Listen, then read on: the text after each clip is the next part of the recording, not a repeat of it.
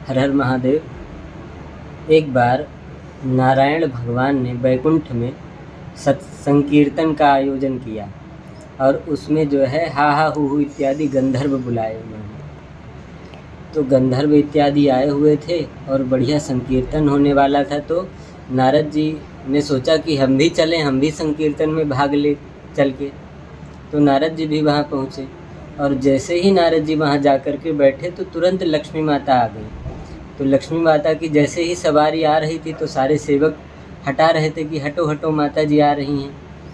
तो नारद जी ने सोचा कि मैं माता जी को प्रणाम करूँगा, माता जी मुझसे प्रभावित हो जाएंगी।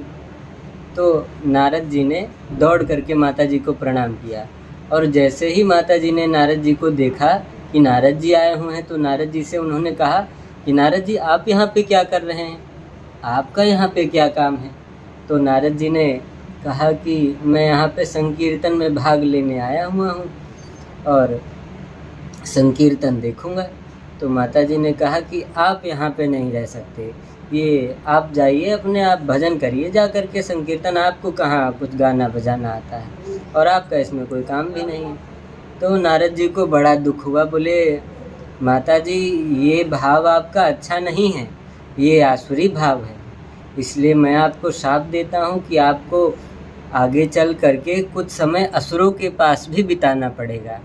और उस शाप के बदले ही माता जी सीता माता बनी और उसके बाद में वो राक्षसों के बीच में रहीं। तो जैसे ही नारद जी भगवान ने श्राप दे दिया, श्राप देने के बाद में उनको होश आया तो वो नारायण भगवान के पास में गए और उन्होंने सारा वृत्तांत बताया कि हे नाथ, हमसे तो बहुत बड़ी गलती हो गई, हमने माता जी को श्राप दे दिया।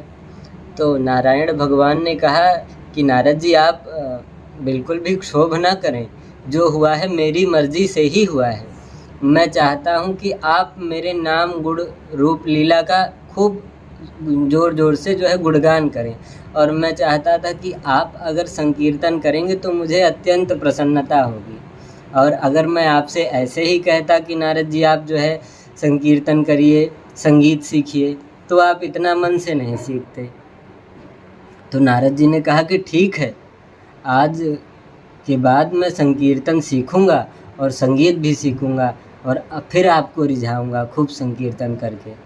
तो जब नारद जी भगवान को नारायण भगवान प्रेरित कर सकते हैं संकीर्तन करने के लिए, तो हमें और आपको भी खूब संकीर्तन करना चाहिए और संकीर्तन करके भगवान को रिझाना चाहिए, क्योंकि संकीर्तन से ही तो भगवान प्रसन्न होते हैं ना।